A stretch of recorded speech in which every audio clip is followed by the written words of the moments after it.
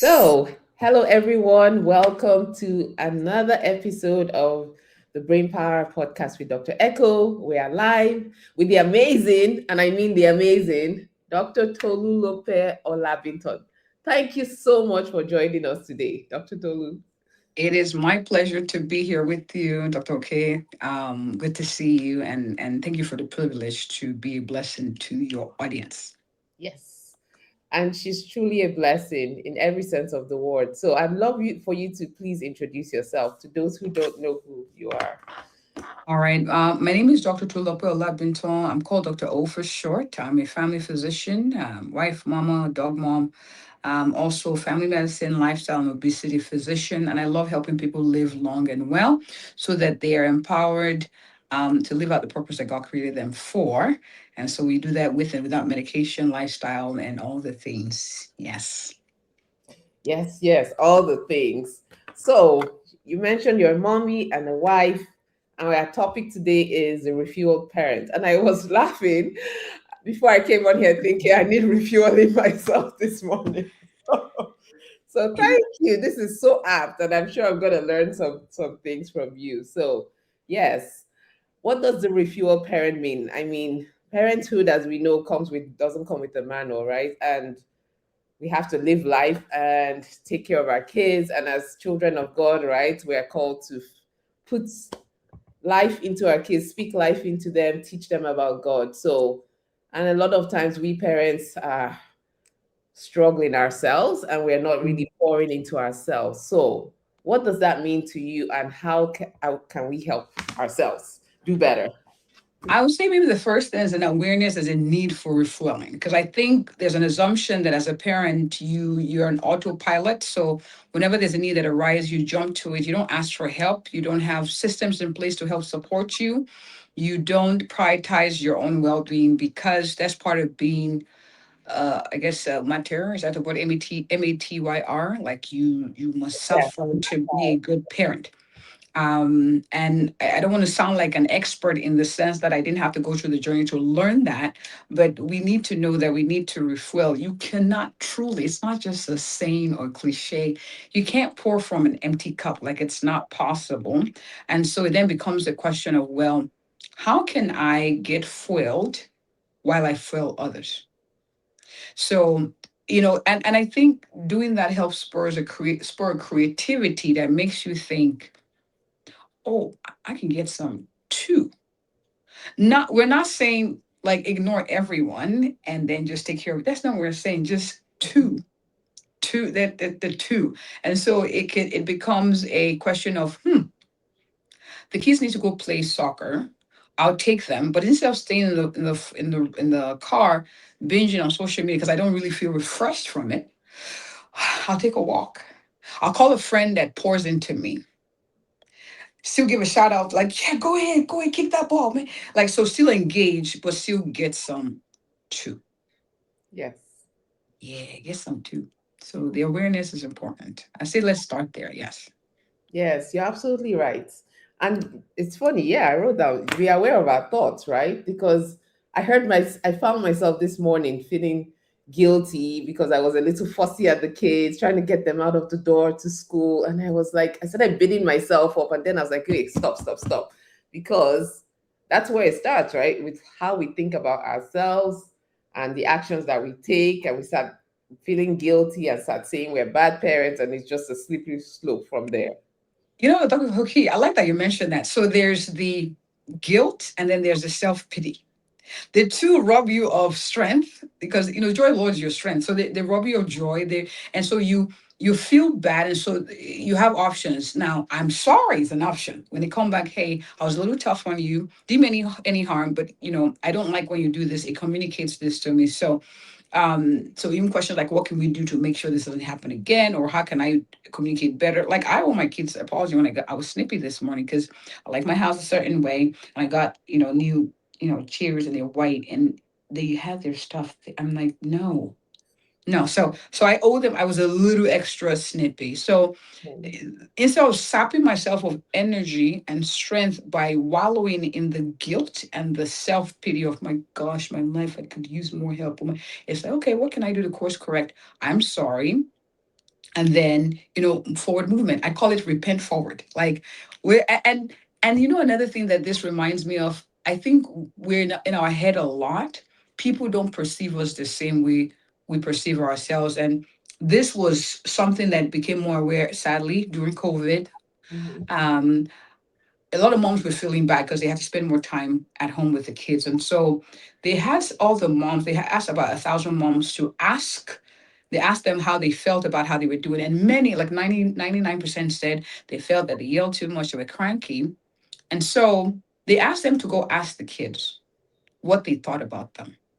Mhm. Not like, psycho fun, like where you're flattered. No, like, what do you really think about me? What am I doing well? And they were shocked. We see you trying. We see you're making efforts. No, you're not perfect. We understand you are. They were blown away by the perception of their kids. So sometimes doing a check in to ask, and of course timing is key, like when to ask that question, like, hey, how do you think we're doing? You would be surprised pleasantly that you're making more progress than you think. They see your efforts, they see your intention, even if the outflow expression of it is not quite gelling. They see the care and draw strength from that, because that refuels. You're encouraged when you know what you're doing, even if it's not the perfect picture you had in your mind. It is something that's making a difference for them. That's big. That's Yes. Oh my goodness. I love that the way you just laid that out. big. Even if it's something that you don't, it's making a difference for them, even if you don't think it is, right? Yes, Oh my ma'am. goodness. Yes. Yeah. That is so important. Thank you for sharing that. So, what you mentioned systems. Let's go to that word, systems. What are the systems that we parents can put in place? Simple, easy, that fits into our schedules. Don't be a single woman colony. Like get to meet people. So it would be nice. Think of, okay, I want to drive my kids to school. Could I maybe make friends with another parent who can help with the carpooling? So I'll take turns and they take turns. Right. Are there extended family members who I can coach to help encourage my kids? So, for instance, my parents are with me right now. I'm actually, interestingly, they came to stay with me because it was a more health issue. So I'm taking care of them in that sense. But now I'm thinking, I had to go for my doctor's appointment, and I'm sitting there. Usually it'd be, I don't bother them. But I said, you know what? They do need to exercise. So I called. Can you take a walk and take my kids with you?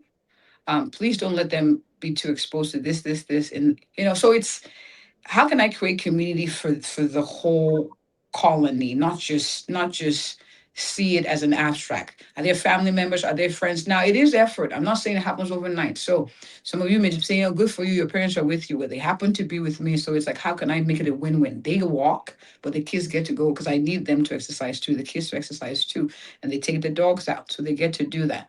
It could also be something like, you have siblings. Like I have sisters, I have brothers. So sometimes if there's a concern I have, I'm giving them tips like, they listen to you.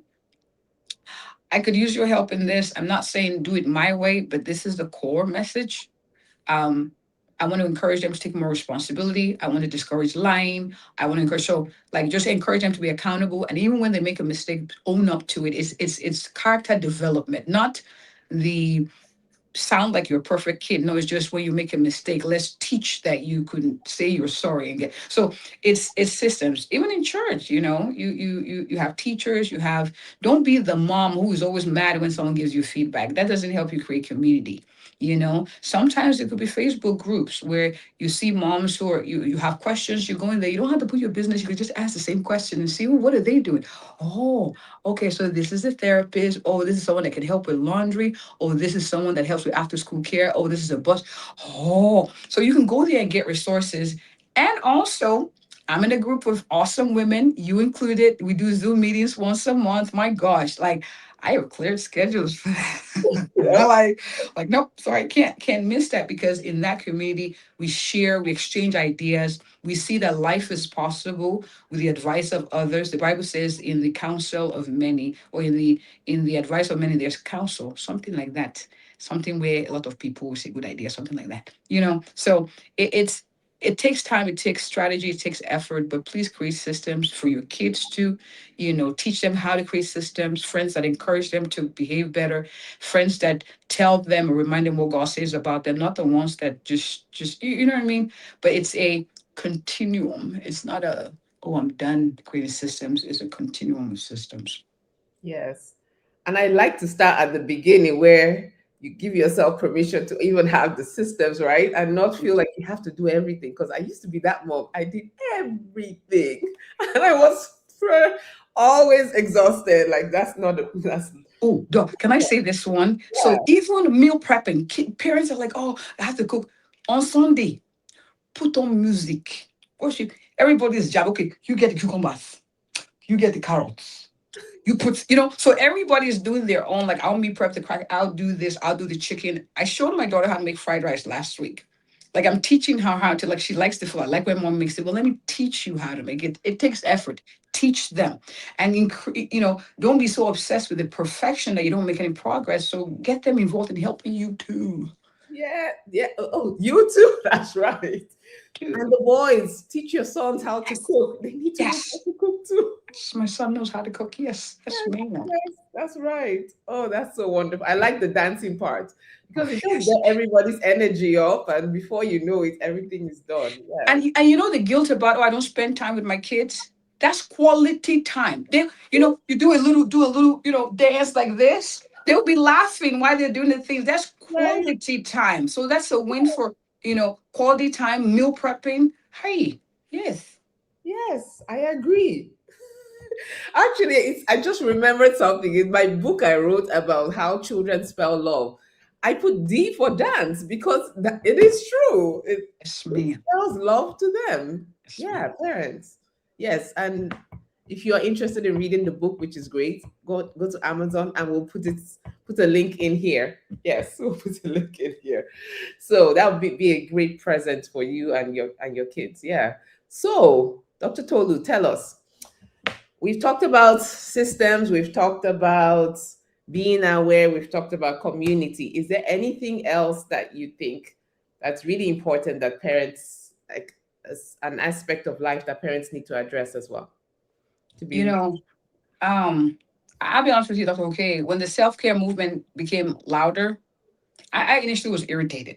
I was like, man, these people sound selfish. All about like self-care, yeah, yeah, go do your nails, good for you. But I want us to understand fundamentally that it's also kingdom, it's scriptural, it's wisdom to self-care. The Bible says, love others as you love yourself.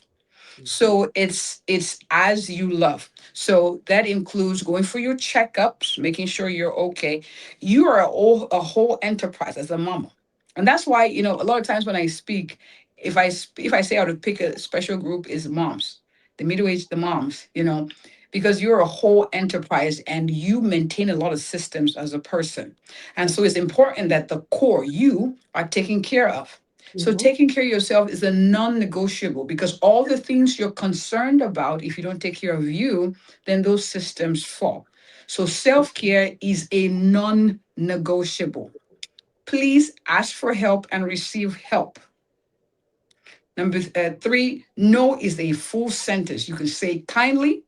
Number four, manage your schedule. It makes saying no easier because you literally, so for instance, that's okay. I schedule hang out with the kids. It's on my calendar. So when someone says, can I? And I'm look, oh, I'm sorry.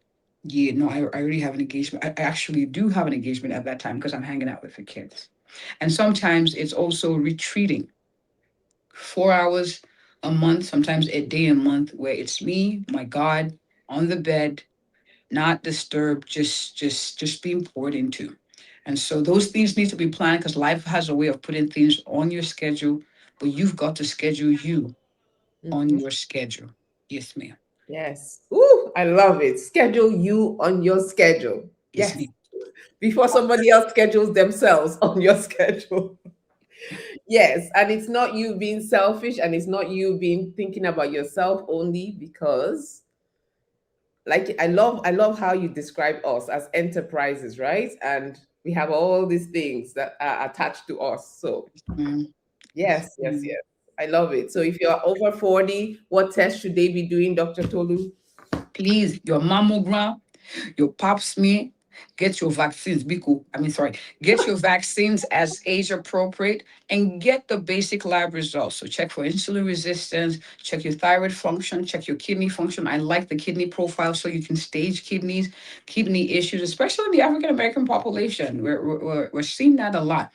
Check your blood levels, make sure anemia is not a thing, and know your family history. So have conversations so you know what other tests, colon cancer screening ahead of time, other tests you need to do ahead of time. And also, you may be perimenopausal, you're not going crazy. Just talk to someone who can understand that season in your life.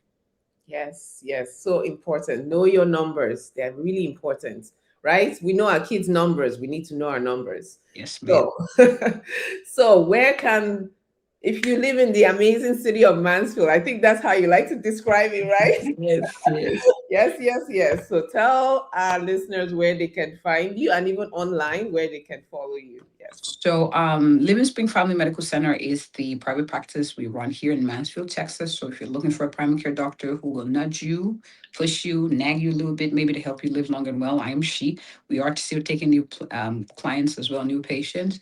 Also, you can find us www.livingspringmedicals.com. There's a place where you can email me. I'm also on YouTube, LinkedIn, Facebook, TikTok, and Instagram. Just Dr. Ola Binton, OLABINTAN. You'll find me. Yes, wonderful. Yes, I will have all of that information in the comments below. So wonderful. Thank you so much. So, but before I let you go, what's one last thing you're going to share with our parents? There's grace for every season, even parenting. Every, Yes. whether they're young, middle, older, that there's grace. So lean in. All the resources needed to fund that season of your life has already provided. It's a question of who, how, where. Okay, so stay curious. Yeah, Yes. Yes. Stay curious and ask for help. Yes. yeah. And she approves that message, right? Yes. Ask for help. Okay, wonderful. Thank you so much again for coming on. Oh, someone says we need more doctors willing to nudge us towards a healthy lifestyle. Absolutely. And that's why Dr. Tolu is here, and that's why I'm here, right? That's my message to the world. Our children with autism and ADHD can absolutely live healthier, happier lives, and their parents as well. So that's why we're here to encourage parents to refuel and to ask for help and to make systems work in their lives so that they can be the best version of themselves. So until next time, see you later. And remember, you're valuable, you're seen, God loves you, and be blessed. Okay. Love Thank you. you. Okay.